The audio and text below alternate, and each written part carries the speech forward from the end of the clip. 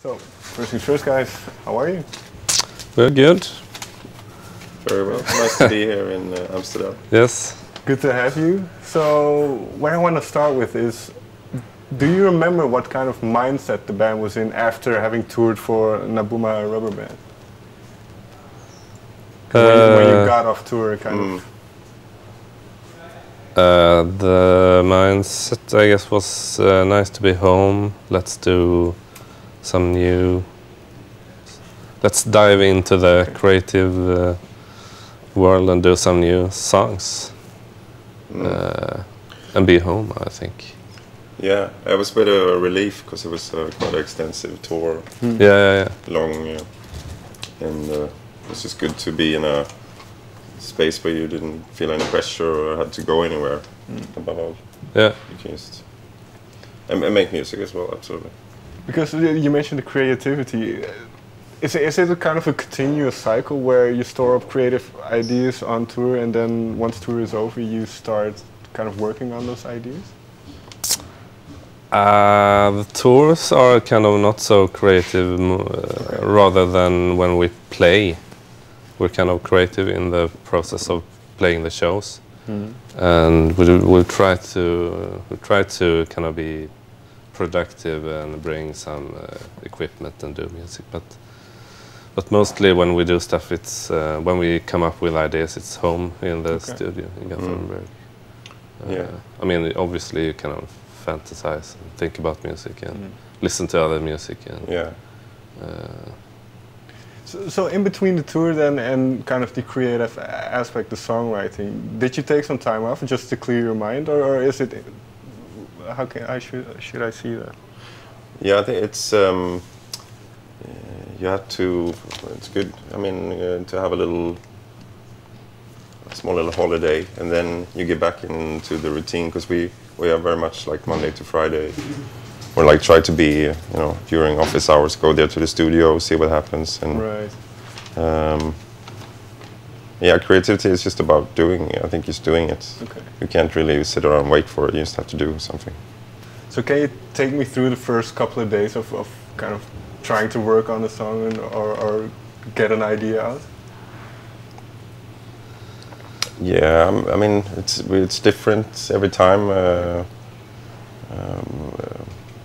You just go to, maybe you have a new synth, or you go with the synth and you try to play with the sound, trying to create a groove or like vibe out, and then it's kind of like on and you're kind of searching for something, and then maybe you have like an idea. I mean, today I want to make a fast song or a slow song, or I really want to try to find this kind of moody, dark sense, or to do something happy or stuff like that, I guess. But it starts with a blank project. So every morning it's kind of, let's see what we can come up with.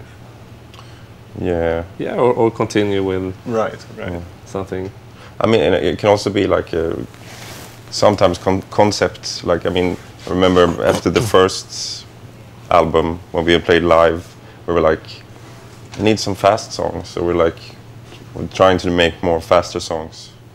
And then for the live, because when it's a different vibe when people are dancing. Sure. Yeah.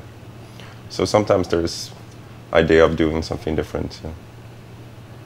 Maybe acoustic or And Håkan, you mentioned mood. So what is the mood that kind of you create, and is it dependent on the mood you're in at that moment, or is it kind of let's try out this mood, or let's go for this mood? I don't know, really. Well, for instance, but I guess it's a combination, maybe. Okay. Sometimes you're in a bad mood, you want to do something that's the opposite to that mood as well. Okay. I guess. Yeah, it could be therapeutic that even if you're in a bad mood, you want to make something that makes you feel happy, or just kind of dive into the sadness. Yeah, and and a lot of that. I mean, it's definitely we're kind of focused on we're focused on Little Dragon when we make music as well. It's not like we're drifting away totally. Right. Hello. What do you mean we're drifting away? I mean, sometimes you can. There's like there's a form. You mean like there's a. I mean, yeah. I mean, of course, we drift away as well, but you kind of want to drift back to the whatever. No, but I think I understand what you mean, because I read also a couple of quotes by you guys saying that it's very important to stay true to yourself in a sense, in that creativity, and not kind of make concessions. So is that where that comes from? Is that what you try to do, not just to allow everything that comes up? And yeah. I think that's great if you can do that, allow anything, and then the end product is kind of been through a process of where everyone is kind of saying their. I mean, it's a compromise. Right. Compromise. Yeah. Because we are a little bit different, but to get the creative spark, you need to try to not think. Basically, is the best way, I guess. In that sense, then, because the last album's done well, Grammy nomination, and so is that in the back of your mind when you start working on new music? Kind of the success element of it? No, not at all. No. Maybe subconsciously, I don't know, but no, it's just you feel like we didn't win the prize, so yeah, exactly. So we're still on. Yeah, no, but you're trying to renew yourself. I mean, because you don't want to copy what you've done before. You just want to like make it fresher somehow, or make it like that you're excited about it. So, but it's yeah. But in a sense, I remember. I mean, before the first released album, there was no purpose at all for the music. We didn't even. I don't know. It was just for our own pleasure. For investigating, whatever, and that changed. When it when you know in your back head that probably someone's gonna listen to it, because before that probably no one's gonna listen to this. Then you can, I mean, it changes you a little bit, and that's kind of you don't want that to happen, but. No, but I think as there is maybe a subconsciously, as you said before, we have the form of Little Dragon, like the four of us, and how our music is perceived, and I think we try to make it fit in that kind of shape, you know, or like there's to make it survive as well, because you know it's our job at one point. And then I mean we all maybe dive out into experimental stuff that we know that this might not fit, but it's still fun to do it, and it will probably affect what we with the little dragon stuff as well, because it's like a balance act. Yeah. So on this album, was there a moment, because I believe the previous record was inspired partly by Janet Jackson and then kind of that feel. Yeah. Was there something that gave you direction on this album? Kind of that gave you a sense of, okay, this is what we want to, or maybe it was a song that got finished and you think, okay, this is what we want, we should kind of continue along this road? It was kind of I remember it was kind of a sense of going away from striving to professionalism, and going back to the homemade sense, do it yourself, and maybe not being too afraid of not being perfect somehow. Really? No, but because it's funny that you say that, because it's the same time as the first record we worked with producers, you know, and that's kind of like maybe more But I see what you're saying, that some of the songs were very simple, like that kind of had that roughness. Yeah, it's not like we try to be kind of luxury, like. Right. I always try that, Yeah. but I mean we're four. But this might sound like a silly question, but why is that DIY attitude important? Why is it? I think it's somehow was it democratic, or like it's kind of like a mentality of it's like a punk. Like you can anybody can do whatever they want. Like there's, I mean, people know that all you need is a laptop or a computer to make music. You know, but it's I think a lot of people get fooled by, you know, oh, let's rent this expensive studio and let's do it this way. This is the way it's supposed to be. I mean. Yeah. You can get. Yeah. Sorry. And it's good to see, like, maybe we have everything here in our little living room. You know, maybe we can see what we can do with this, and then I think that will, you know, affect the music, and it will be more has a roughness that I think is interesting. Yeah, and very in the video.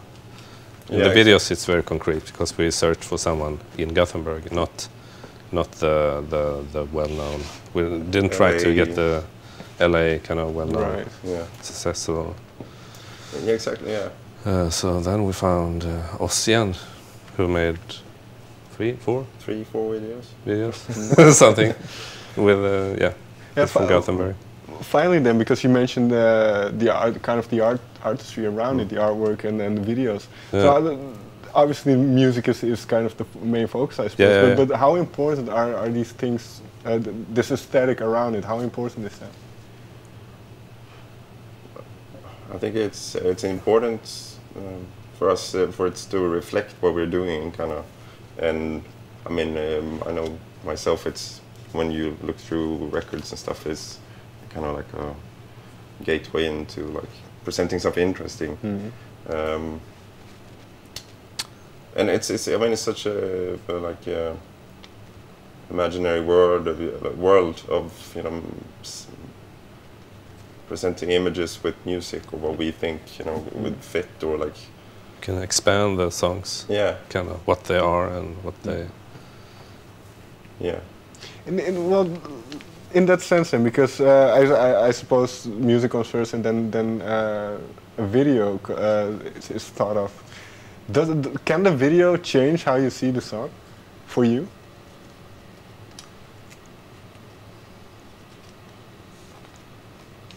Good question. Nah, not. I mean, that's for us. I think we're so kind of familiar with the song and how we experience the song, and that's full of kind of stuff. Sure. But and then video, and then kind of a little bit. I mean, there's kind of new images coming into the song. I often kind of somehow when we play Sweet, I kind of think about that day when we were at were in like a studio doing stuff, but not not that it changes the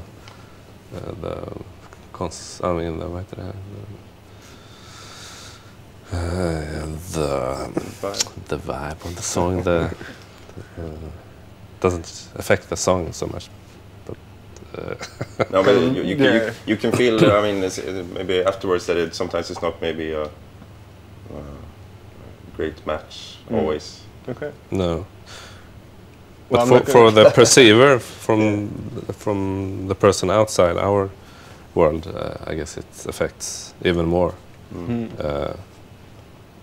And it's interesting to see how.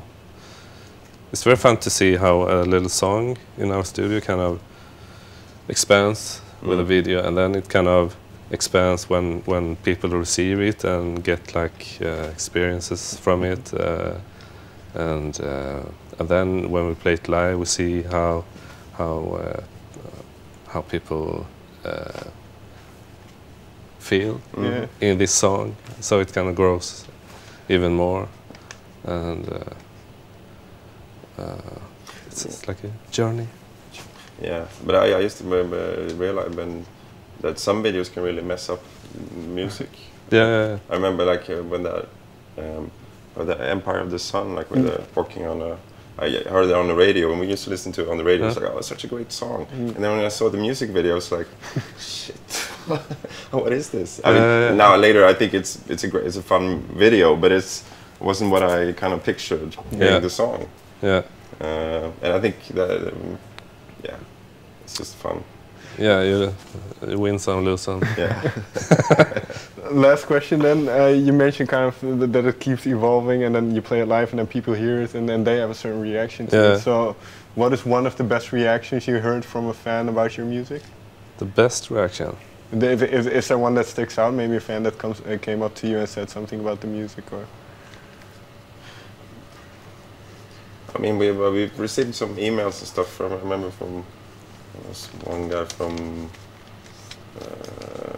Alaska or something that said that our music helped him through like a depression and like somehow made a big deal. Like that kind of like gets you really touched and moved.